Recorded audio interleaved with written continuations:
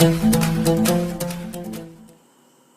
Friends, welcome to our channel future online classes. दोस्तों, इस video में हम बात करेंगे डीएलएड सेकेंड ईयर के पेपर S1 जो हम लोग का पेपर है समकालीन भारतीय समाज में शिक्षा, उसके यूनिट 3 को देखेंगे। यानी कि गाइड 3 को हम लोग पूरे अच्छे से देखेंगे। इस वीडियो के अंतर्गत शिक्षा के राजनीतिक एवं संवैधानिक संदर्भ, जो हम लोग का पेपर S1 है समकालीन भारतीय समाज में शिक्षा, उसकी इकाई 3 यानी कि शिक्षा के राजनीतिक एवं संवैधानिक संदर्भ को हम लोग इस वीडियो में पूरे अच्छे से देखेंगे।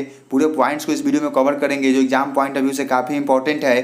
तो आप लोग वीडियो को अच्छे से देखें और वीडियो को पूरे अंतिम तक देखें ताकि वीडियो आपको समझ में आ जाए। तो चलते अपने पहले पॉइंट्स के ऊपर। पहला पॉइंट्स हम लोग का है राज्य, यानी कि राज्य क्या होता है। तो राज्य उस संगठित इकाई को कहते हैं जो एक शासन के अधीन हो। राज्य किसे कहते हैं? तो राज्य उस संगठित इकाई को कहते हैं जो एक शासन के अधीन हो। राज्य संप्रभुता संपन्न हो सकते हैं, जैसे भारत के प्रदेशों को भी राज्य कहते हैं। यानी कि राज्य किसे कहते हैं? तो राज्य उस संगठित इकाई को कहते हैं जिसका क्या हो, किसी एक शासन का क्या हो, अधीन हो। राज्य का क्या हो, संप्रभुता संपन्न हो। जैसे कि भारत के प्रदेशों को क्या राज्य हम लोग बोल सकते हैं या फिर बोलते हैं। आगे हम लोग देखते हैं राज्य के तत्व। आगे क्या है पॉइंट्स? राज्य के तत्व। तो पहला है जनसंख्या, दूसरा आपका है क्षेत्र, तीसरा आपका है सरकार और चौथा क्या है आपका प्रभुसत्ता या संप्रभुता। यानी कि राज्यों होने के जो 4 तत्व है कौन कौन से है? पहला जनसंख्या, दूसरा आपका क्षेत्र, तीसरा क्या है सरकार और चौथा क्या आपका है संप्रभुता या प्रभुसत्ता। संप्रभुता क्या होता है? तो किसी भौगोलिक क्षेत्र या जनसंख्या या जनसमूह पर संपूर्ण नियंत्रण को हम लोग क्या बोलते हैं? संप्रभुता बोलते हैं। तो राज्य होने के 4 तत्व होते हैं। तो पहला आपका जनसंख्या है, दूसरा आपका क्षेत्र है, तीसरा आपका सरकार है, चौथा क्या आपका है प्रभुसत्ता या संप्रभुता। तो कोई पूछ सकता है कि संप्रभुता क्या होता है, तो आप आसानी से बोल दीजिएगा कि किसी भौगोलिक क्षेत्र या जनसमूह पर संपूर्ण नियंत्रण को संप्रभुता कहते हैं। अब आगे देखते हैं हम लोग राज्य के नीति निर्देशक तत्व क्या है, या फिर संविधान में किस अनुच्छेद का वर्णन किया गया है। राज्य के नीति निर्देशक तत्व क्या है और संविधान में किस अनुच्छेद में इसका वर्णन किया गया है। तो आइए देखते हैं। राज्य के नीति निर्देशक तत्व वे आदर्श हैं जो राज्य को जनता की भलाई के लिए तथा देश में सामाजिक तथा आर्थिक प्रजातंत्र को स्थापित करने के लिए राज्य को काम करने की दृष्टि से प्रेरणा देते हैं। यानी कि राज्य के नीति निर्देशक तत्व क्या है? वे आदर्श हैं जो राज्य को जनता की भलाई के लिए तथा देश में सामाजिक तथा आर्थिक प्रजातंत्र को स्थापित करने के लिए या फिर राज्य को काम करने की दृष्टि से जो प्रेरणा देते हैं वो क्या है? राज्य के नीति निर्देशक तत्व हैं। नीति निर्देशक सिद्धांतों का अर्थ ऐसे सिद्धांतों से है जिन्हें राज्य अपने नीतियों तथा कानूनों को बनाते समय ध्यान में रखे। यानी कि जो नीति निर्देशक सिद्धांत, उसका अर्थ क्या है? ऐसे सिद्धांत से है जिन्हें राज्य अपने नीतियों तथा कानूनों को बनाते समय क्या करे? समय पे इसका ध्यान अच्छे से रखे। आगे देखते हैं हम लोग। राज्य के नीति निर्देशक तत्वों का उद्देश्य जनता के कल्याण को बढ़ावा देने वाली सामाजिक व्यवस्था का निर्माण करना है। यानी कि जो राज्य के नीति निर्देशक तत्व है उसका उद्देश्य क्या है? जनता के कल्याण को बढ़ावा देना और सामाजिक व्यवस्था का निर्माण करना है। अब हम लोग का नेक्स्ट पॉइंट है संविधान में अनुच्छेद 37 से 51 कितने तक? 37 से 51 नीति निर्देशक तत्वों का वर्णन किया गया है। जो हम लोग का संविधान है उसमें आर्टिकल 37 से लेकर 51 के बीच में क्या है? नीति निर्देशक तत्वों का उसमें वर्णन किया गया है। तो आइए देखते हैं हम लोग का पहला क्या है। पहला आपका है आर्थिक न्याय उपलब्ध करने वाले निर्देशक तत्व। यानी कि आर्थिक न्याय उपलब्ध करने वाले कौन कौन से निर्देशक तत्व हैं।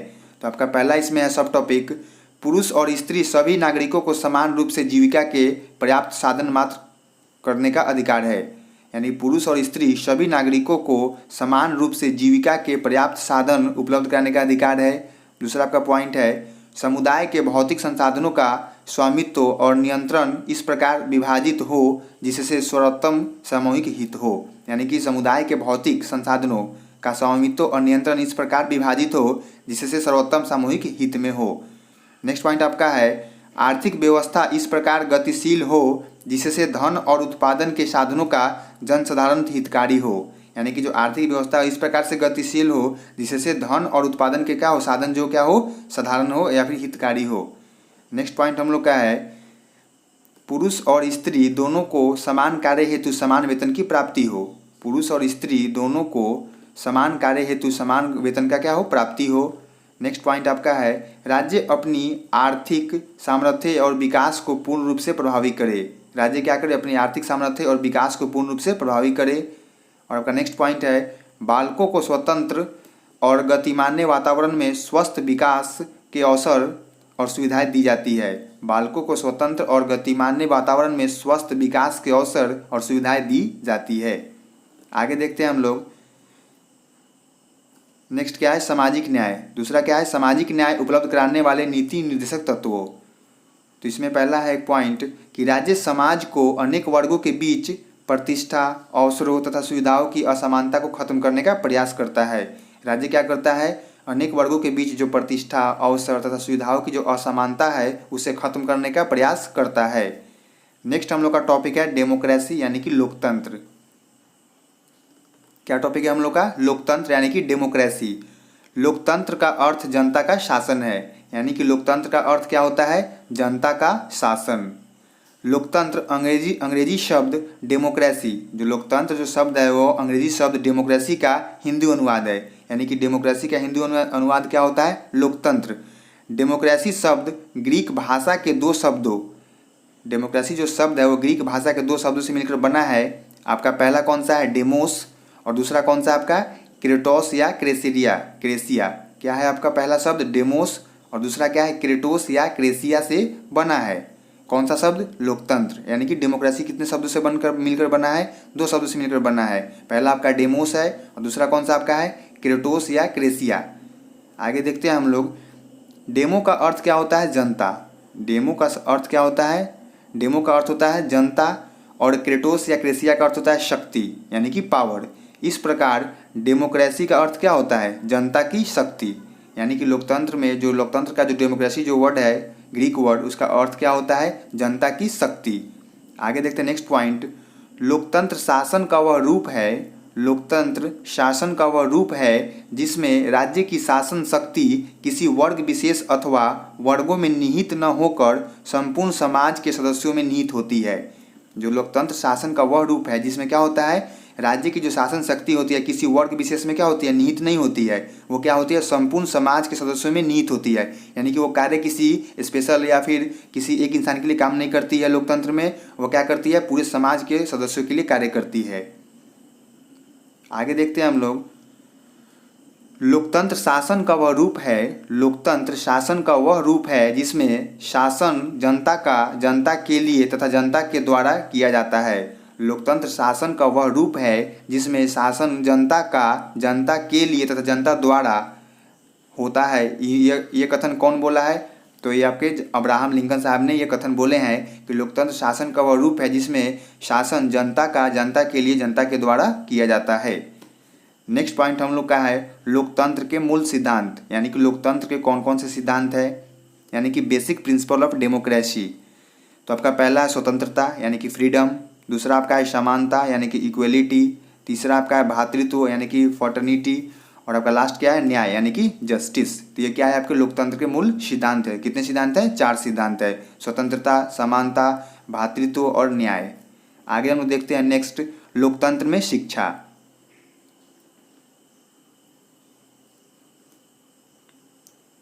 लोकतंत्र में शिक्षा यानी कि एजुकेशन इन डेमोक्रेसी। तो जॉन डीवी के अनुसार, जॉन डीवी जो मनोवैज्ञानिक थे उन्होंने क्या बोला है, लोकतंत्र में इस प्रकार की शिक्षा देनी चाहिए जिससे व्यक्तियों को सामाजिक संबंध और नियंत्रण में व्यक्तिगत रुचि उत्पन्न हो। यानी कि लोकतंत्र में इस प्रकार की शिक्षा देनी चाहिए जिससे व्यक्तियों को सामाजिक संबंध और नियंत्रण में व्यक्तिगत रुचि उत्पन्न हो और उनमें ऐसी मानसिक आदतों का निर्माण हो जिनसे अव्यवस्था उत्पन्न हुए बिना सामाजिक परिवर्तन का होना संभव हो।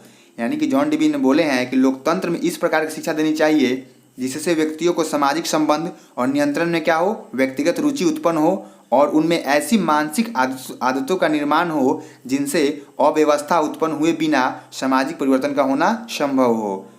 आगे इसमें है लोकतंत्र में शिक्षा का मुख्य लक्ष्य सभी लोगों का कल्याण हो।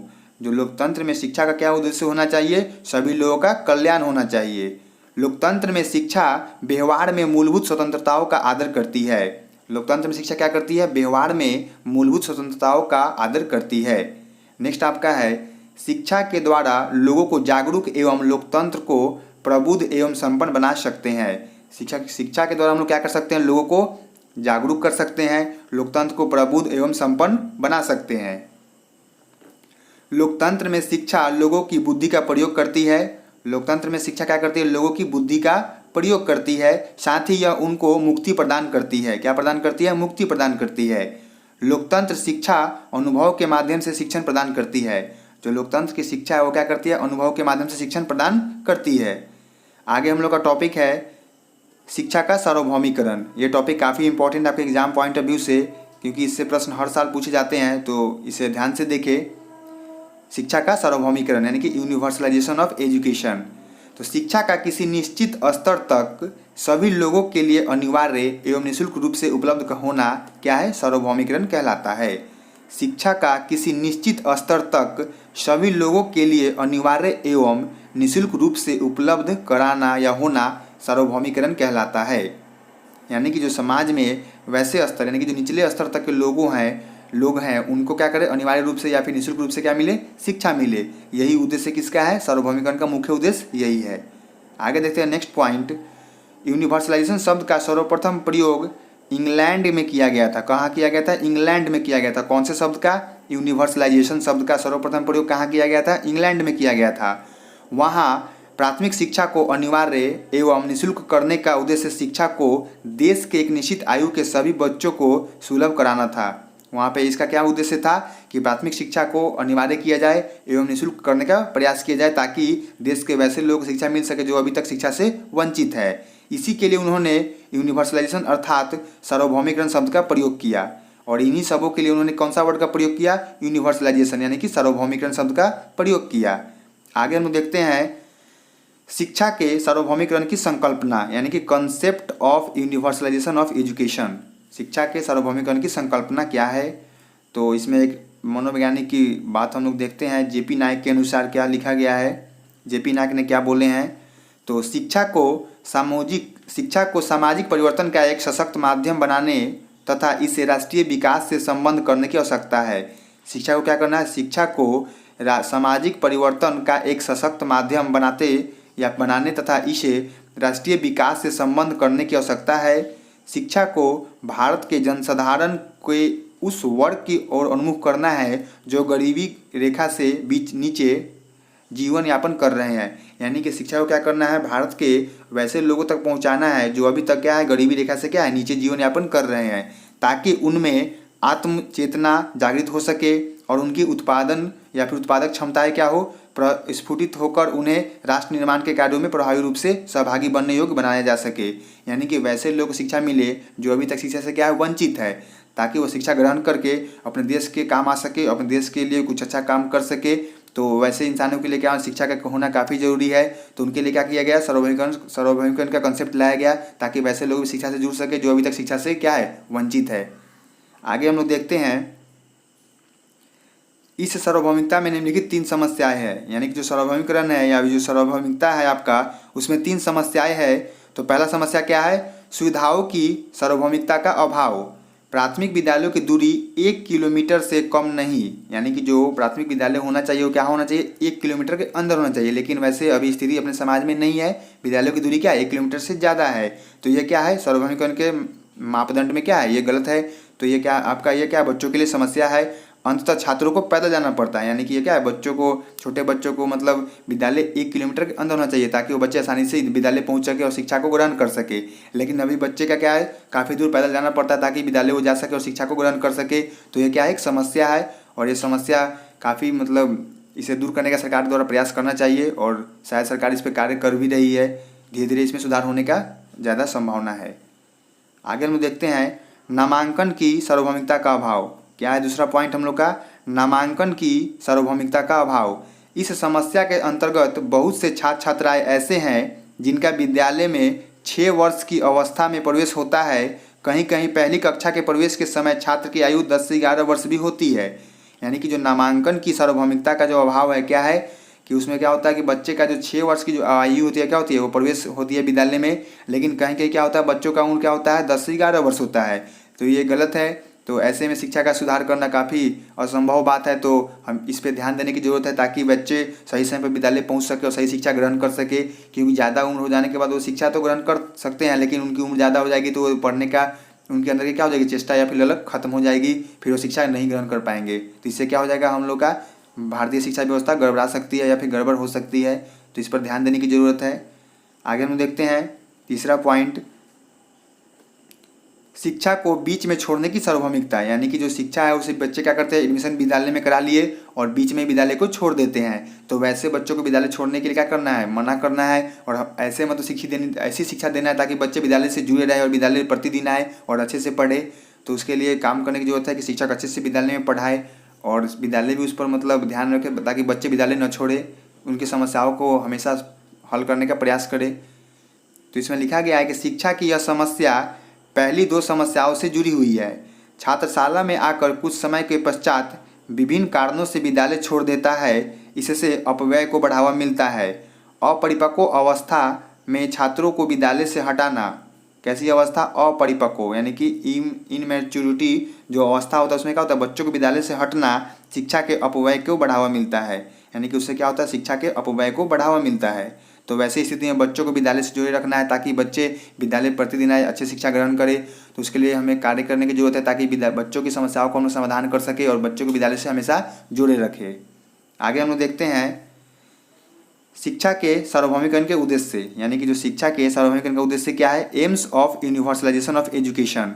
तो ज्ञानार्जन का उद्देश्य है, बौद्धिक एवं मानसिक विकास का उद्देश्य, शारीरिक विकास का उद्देश्य, नैतिक एवं चारित्रिक विकास का उद्देश्य, सांस्कृतिक विकास का उद्देश्य। आपका छठा है सामाजिक कुशलता के विकास का उद्देश्य। सातवां आपका है व्यक्तित्व के सर्वांगीण विकास का उद्देश्य।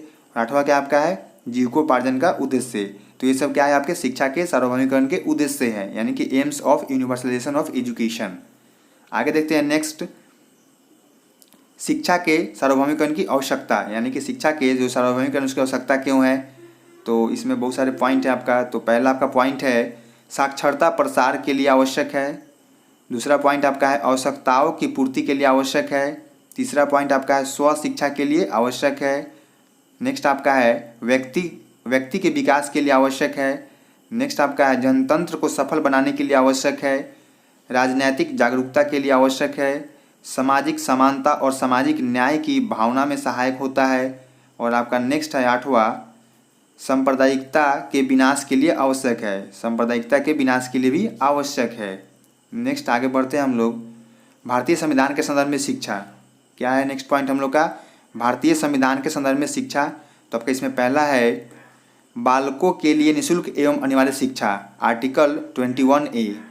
बालकों के लिए निःशुल्क एवं अनिवार्य शिक्षा, आर्टिकल 21A। यह अनुच्छेद यह उपबंध करता है कि राज्य 6 से 14 वर्ष की आयु के सभी बालकों के पूर्व बाल्यकाल की देखरेख एवं शिक्षा के लिए अवसर प्रदान करने के लिए उपबंध करेगा। यानी कि जो आर्टिकल 21A है उसमें क्या कहा गया है कि वैसे बच्चों जो 6 से 14 वर्ष की उम्र के हैं उनको क्या किया जाए, मतलब उनको देखभाल किया जाए, उनको फ्री में शिक्षा दी जाए और हमेशा अच्छी शिक्षा उनको प्रदान किया जाए ताकि वो बच्चे भी पढ़ सके अच्छे से और ज्ञान अर्जन कर सके। आगे हम लोग का है दूसरा पॉइंट, इसमें कारखानों आदि में बच्चों को काम करने की मना, अनुच्छेद 24। आर्टिकल 24 में क्या है कि बच्चों को कारखानों में काम नहीं करने देना है, छोटे बच्चों को। तो अनुच्छेद 24 के अनुसार 14 वर्ष से कम आयु के किसी बच्चे को फैक्ट्री या किसी जोखिम भरे पर काम नहीं लगाया जा सकता है। यानी कि जोखिम भरे स्थान पर काम पे नहीं लगाया जा सकता है। ये क्या है, कानूनन अपराध है और इसके लिए आपको दंडित भी किया जा सकता है।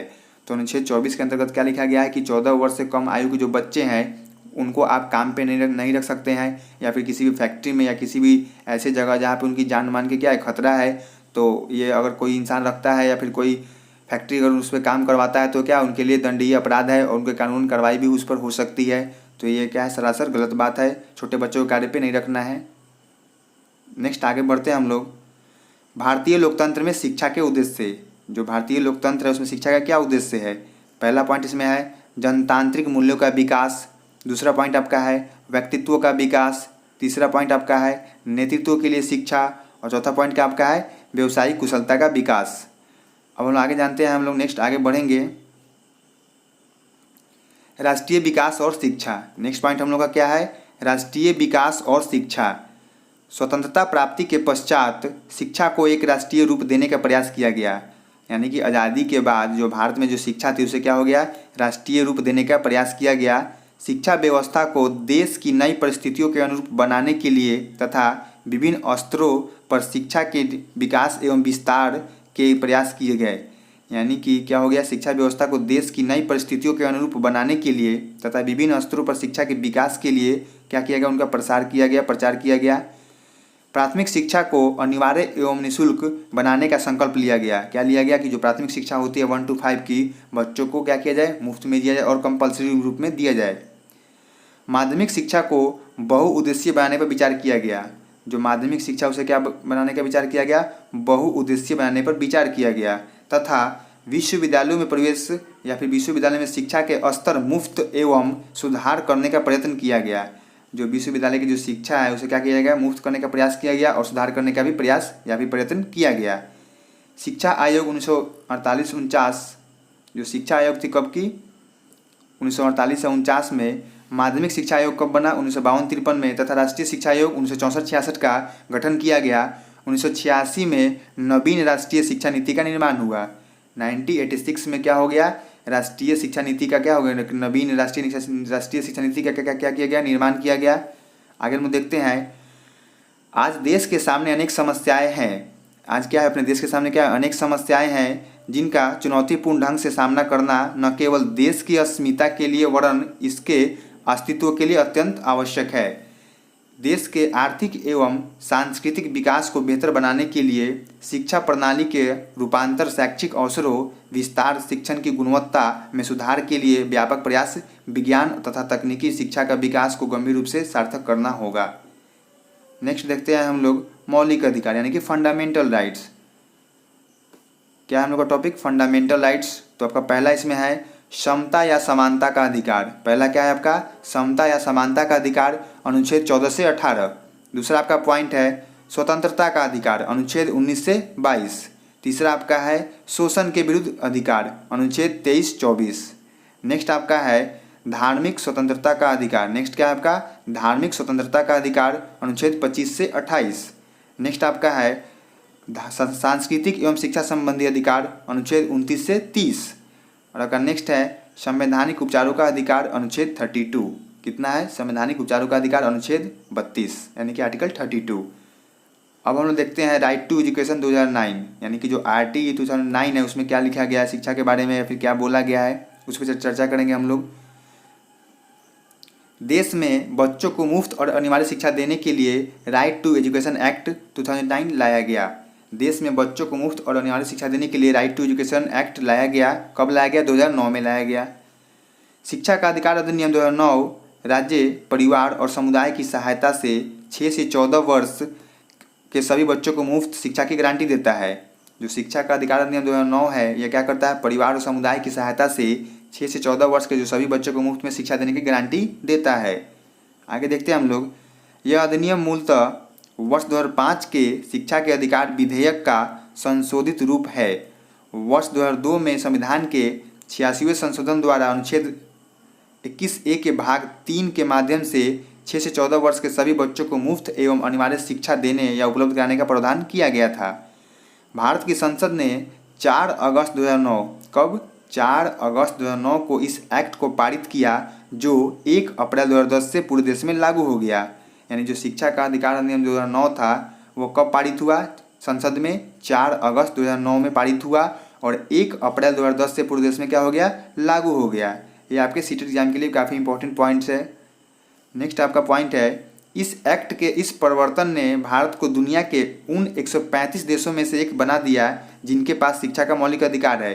यानी कि ये इस एक्ट ने क्या कर दिया, भारत को दुनिया के 135 देशों में से एक देश ऐसा बना दिया जिनके पास क्या होना चाहिए, शिक्षा का मौलिक अधिकार प्राप्त है। नेक्स्ट आगे देखते हैं हम लोग, शिक्षा का अधिकार नियम का महत्व क्या है।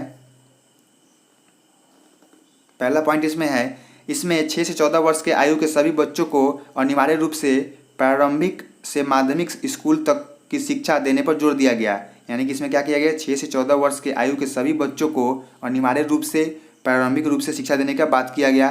किसी भी लोकतांत्रिक देश में शिक्षित नागरिकों का बड़ा महत्व होता है। किसी भी लोकतांत्रिक देश में शिक्षित नागरिकों का बड़ा महत्व होता है। शिक्षा के आधार पर ही अनुसंधान और विकास को बल मिलता है, यानी कि शिक्षा के आधार पर ही अनुसंधान और विकास को बल मिलता है। नेक्स्ट पॉइंट आपका है शिक्षा वर्तमान ही नहीं भविष्य के निर्माण की भी अनुपम साधन है। शिक्षा क्या है? वर्तमान ही नहीं भविष्य के निर्माण का भी क्या है? अनुपम साधन है। नेक्स्ट पॉइंट आपका है शिक्षा के आधार ही मनुष्य को विश्व के अन्य प्राणियों से अलग कर उसे श्रेष्ठ एवं सामाजिक प्राणी के रूप में जीवन जीने का काबिल बनाती है। यानी कि शिक्षा के माध्यम से मनुष्य क्या होता है? विश्व के अन्य प्राणियों से क्या होता है? अलग दिखाई देता है एवं जीवन जीने के काबिल बनता है शिक्षा के माध्यम से। नेक्स्ट पॉइंट आपका है शिक्षा के इन्हीं महत्वों को देखते हुए भारत सरकार ने सबके लिए शिक्षा को अनिवार्य करने के उद्देश्य से शिक्षा का अधिकार अधिनियम पारित करने का निर्णय लिया था। यानी कि शिक्षा का क्या किया गया था? सभी को मिले, सभी को मुफ्त में पर्याप्त शिक्षा मिले, तो इसके लिए क्या किया गया? शिक्षा का अधिकार अधिनियम लाया गया। नेक्स्ट पॉइंट आपका है इस अधिनियम का सर्वाधिक लाभ बाल मजदूर, श्रमिकों के बच्चे, विशेष आवश्यकता वाले बच्चे या फिर ऐसे जो सामाजिक, सांस्कृतिक, आर्थिक, भौगोलिक, भाषाई अथवा अन्य कारणों से शिक्षा से वंचित रह जाते हैं, वैसे लोगों क्या हो गया? फायदेमंद साबित मिला।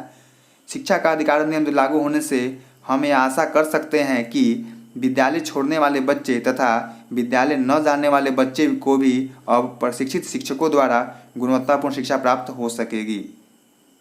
आगे हम लोग देखते हैं जो शिक्षा के अधिकार अधिनियम में कुछ कमियां थी, तो उन कमियों को भी हम जान लेते हैं इस वीडियो के अंतर्गत। तो पहला कमी इसमें क्या था कि इस अधिनियम की सबसे बड़ी कमी यह है कि इसमें 0 से 6 वर्ष आयु के बच्चे और 14 से 18 वर्ष के आयु के बच्चों को बात नहीं की गई है। यानी कि जो शिक्षा के अधिकार अधिनियम उसमें क्या हो गया है? 0 से 6 ईयर्स और 14 से 18 ईयर्स के जो बच्चे हैं उस पर कोई भी बात नहीं किया गया है। आगे नेक्स्ट पॉइंट हम लोग का है अंतर्राष्ट्रीय बाल अधिकार समझौते के अनुसार 18 वर्ष तक की आयु तक के बच्चों को बच्चा माना जाता है। यानी कि अंतर्राष्ट्रीय बाल अधिकार के अंतर्गत 18 वर्ष तक के जो भी बच्चे हैं उसे क्या माना जाता है? उसे बच्चा माना जाता है, जिसे भारत सहित 142 देशों ने क्या है? स्वीकृति प्रदान की है। फिर भी 14 से 18 वर्ष आयु के जो बच्चे हैं शिक्षा की बात या फिर इस अधिनियम में नहीं किया गया है। यानी कि जो शिक्षा का अधिकार अधिनियम 2009 है उसमें 14 से 18 वर्ष के बच्चे या फिर 0 से 6 वर्ष के बच्चे की कोई भी बात नहीं की गई है। आगे देखते हैं हम लोग भारतीय संविधान में शिक्षा से संबंधित प्रावधान। भारतीय संविधान में शिक्षा से संबंधित कुछ प्रावधान है, उसे भी हम लोग देख लेते हैं इस वीडियो के अंतर्गत। तो सबसे पहला आपका पॉइंट इसमें है शिक्षा समवर्ती सूची। 1976 के 42वें संविधान संशोधन में शिक्षा को समवर्ती सूची में शामिल किया गया ताकि केंद्र और राज्य दोनों सरकार इस पर क्या कर सके? कानून बना सके। नेक्स्ट पॉइंट आपका है 0 से 6 वर्ष तक के शिशु की देखभाल एवं शिक्षा। 0 से 6 वर्ष तक के शिशु की देखभाल एवं शिक्षा 2001 के 93वें संविधान संशोधन में यह अनिवार्य रूप से जोड़ा गया।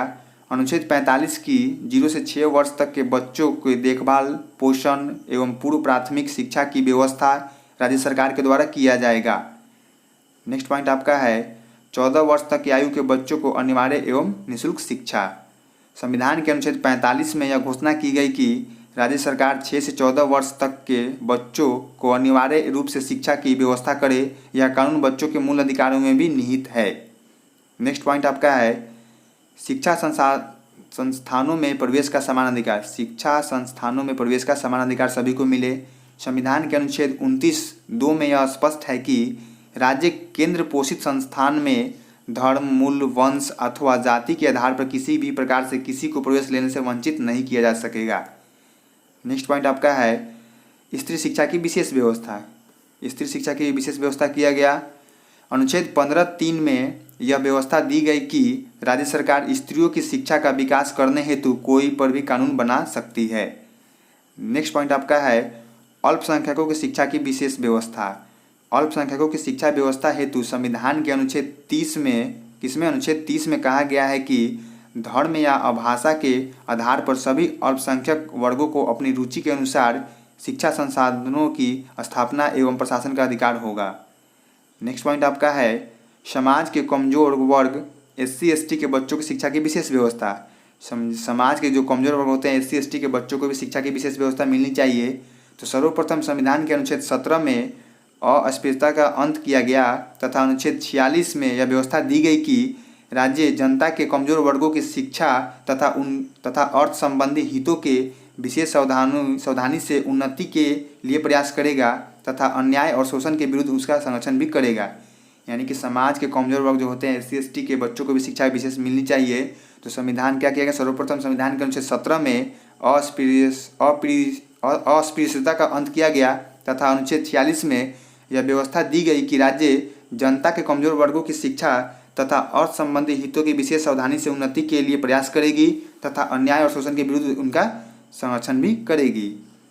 आगे आपका पॉइंट है धार्मिक शिक्षा के संदर्भ में स्पष्ट निर्देश। अनुच्छेद 28 में यह घोषणा की गई कि राज्य केंद्र निधि पोषित किसी भी संस्था या धार्मिक शिक्षा नहीं दी जाएगी। यानी अनुच्छेद 28 में क्या किया गया कि किसी भी राज्य या केंद्र निधि पोषित किसी भी संस्था में धार्मिक शिक्षा नहीं दी जाएगी तथा अनुच्छेद 22 के तहत किसी भी बच्चे को किसी धार्मिक उपासना में उपस्थित होने के लिए बाध्य नहीं किया जाएगा। यानी कि अनुच्छेद 22 के तहत किसी भी बच्चे को किसी धार्मिक उपासना में उपस्थित होने के लिए बाध्य नहीं किया जाएगा। आपका नेक्स्ट पॉइंट आपका है राष्ट्रीय महत्व के उच्च शिक्षा एवं अनुसंधान केंद्रों की व्यवस्था केंद्र द्वारा। संघ सूची की प्रविष्टि संख्या 62 एवं 65 तक राष्ट्रीय अनुसंधान केंद्र, पुस्तकालय, संस्थान आदि की स्थापना एवं संचालन संबंधी पूर्ण निर्देशन उल्लेखित है। आपका नेक्स्ट पॉइंट है राष्ट्रीय महत्व की भाषाओं की शिक्षा। राष्ट्रीय महत्व की भाषाओं की शिक्षा संविधान के अनुच्छेद 344 के 1 में 22 भाषाओं को सूचीबद्ध करके राष्ट्रीय महत्व का दर्जा दिया गया है। कितने को दिया गया है? 22 भाषाओं को राष्ट्रीय महत्व की दर्जा दिया गया है, राष्ट्रीय भाषा की दर्जा दिया गया है।